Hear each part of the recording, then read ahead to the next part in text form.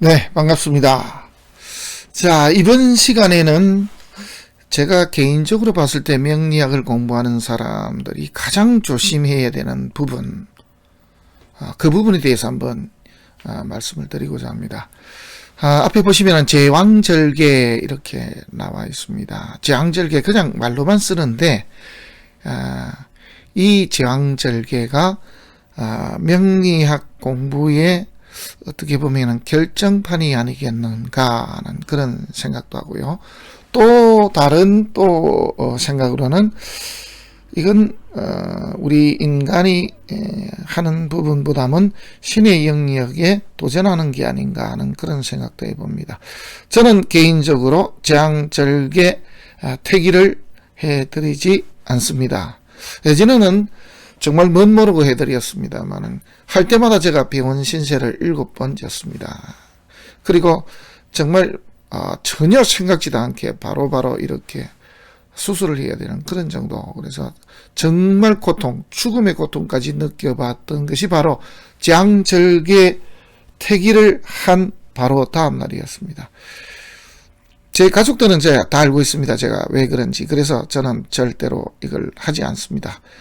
가족들의 날도 태길도 제가 하지 않습니다. 그래서 저한테 오는 모든 의뢰들은 제가 믿을 수 있는 분들께 하시라고 제가 오히려 전화번호를 드립니다. 지금 이 방송을 보고 계시는 어떤 분들께서도 저한테 의뢰를 하셨다가 그렇게 말씀을 좀 드린 경험이 있는 분도 계실 겁니다. 자, 그러면은 제왕절개는 또 뭐냐? 그리고 제왕절개가 왜 중요하냐 이거죠. 제왕절개는 아래 보시면은 여기 제자는 그 임금제자입니다. 임금제 임금왕이거든요. 요거는 이제 끊을 절이라고도 쓰기도 하고 뭐 이렇게 벤다, 자른다 뭐 이런 의미도 있습니다. 그래서 끊는다, 자른다, 벤다 뭐 이런 의미고, 요건 또 다 알고 계시죠. 연다 이런 말입니다. 그래서 왕을 이렇게 잘라서 연다, 열어냈다. 그래서 왕을 이렇게 맞이한 것이죠. 이걸 이 영어식 발음입니까, 이거? 이게 독일어로 이렇게 나와 있다라고 하는데요. 영어식 발음으로 하게 되면은, 카이사리안 섹션이다. 뭐, 이렇게 할 수가 있겠고요. 이것은, 독일어로 카이저 슈니트의 직역이라고 합니다. 카이저 그러면은 황제란 뜻이고요. 슈니트 그러면 자르다. 황제를 자르다. 그러니까 위에 보시면은 황제 절개하고 같은 말이죠. 그래서 황제를 자른다. 잘라서 황제를 맞이한다. 뭐 이런 의미가 있지 않나 이렇게 보고 있습니다. 어원은 라틴어인 섹티오 타이사리아 뭐 이렇게 되어 있습니다. 참 어렵네요. 하여튼 이러한 의미를 가지고 있는 것이 제왕절개인데 중요한 것은 이겁니다. 일단은 잘 잡아야 되겠지만은 우선 제왕절개 태기를 해서 태어난 그런 아이들은 그러한 인생을 살까요? 하는 이런 의문이 있습니다. 저한테 물어보신다면 저는 맞습니다. 그렇게 삽니다. 라고 말씀을 드리겠습니다. 제가 그 제왕절개로 태어난 사람들의 사주들을 상당히 많이 봤거든요. 과연 그렇게 사느냐라고 묻는다면 다시 말씀드려도 맞습니다. 그렇게 살고 있습니다. 사람은요, 호흡을 한번 뱉어내고 한번 들이쉬면서 간답니다. 이 세상을 떠나는데 그러면은 이제 날숨과 들숨 이것으로 한 사람의 인생이 이렇게 정리가 되는 것이죠. 그런데 이렇게 세상에 처음 만났을 때 이렇게 엄마 뱃속에서 나와서 으앙 하고 오는 그것이 바로 시작이라고 하네요. 그래서 이때부터 이제 기획순환이 이렇게 돌기 시작하는 것이죠.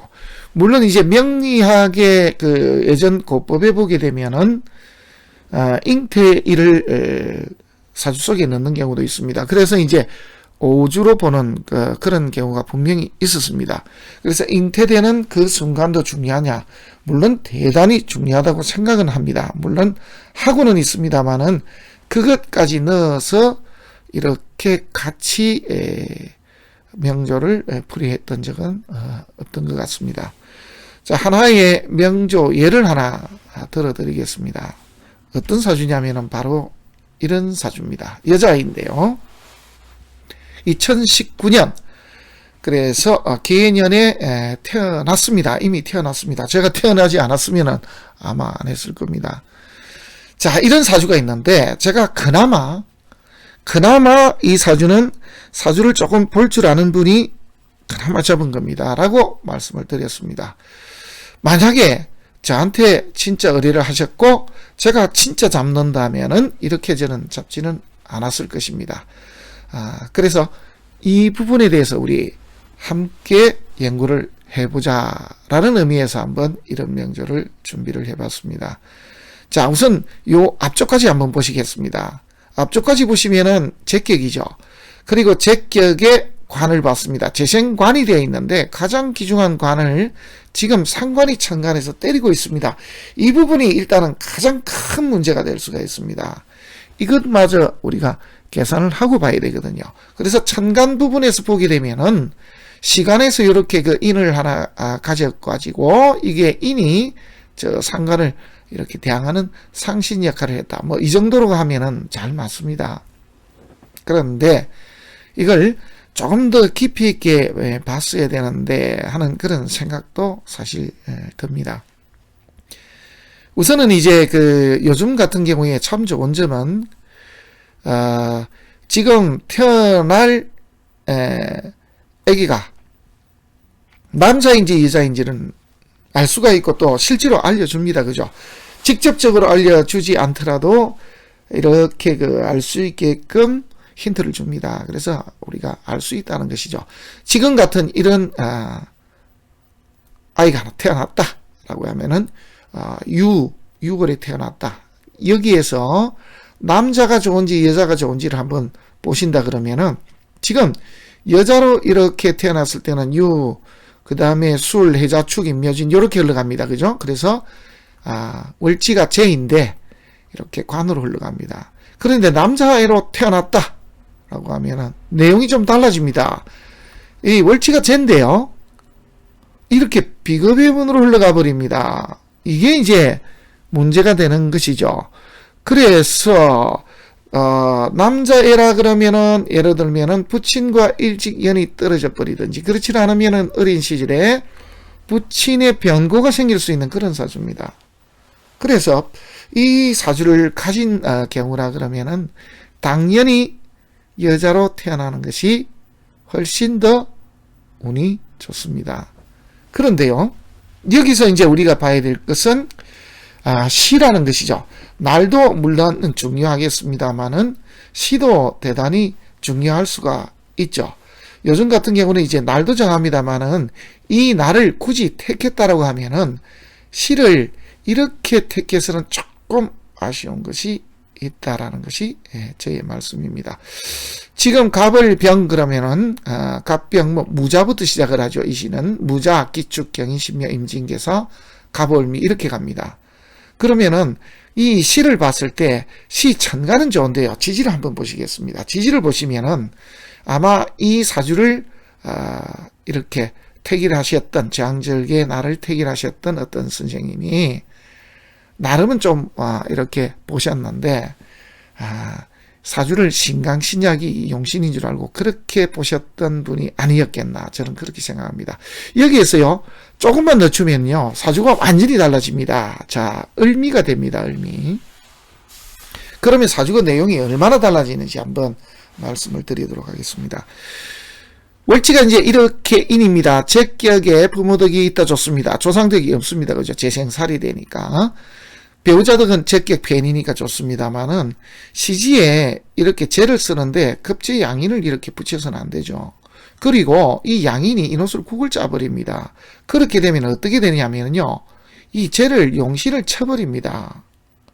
그리고 학문을 해야 되는데 비겁이 이렇게 합을 하는 경우에는 중요하게 공부해야 될 시점에 좋은 친구들을 만나서 가는 경우가 있습니다.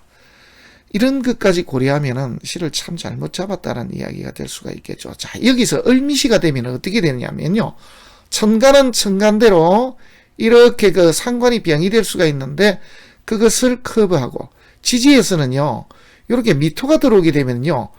요렇게 일간병화에 뿌리도 다 같이 되지만은 여기에 인이 오히려 상관을 치는 꼴도 되고요. 상관이 또 죄를 생하는 경우도 되고요. 또 하나 결정적인 것은 요렇게 해묘미 구글자입니다. 그래서 살에 있는 문제까지도 해결할 수 있는, 그래서 여러 가지 목적으로도 쓰일 수 있는, 또 한 가지는 이렇게 재능맞이도 시지에 있으니까 여러 가지 의미로 쓸 수가 있는 그런 때인데, 잠시의 시만 바뀌어도 이렇게 차이가 나는데 아쉽다라는 그런 생각도 해봅니다.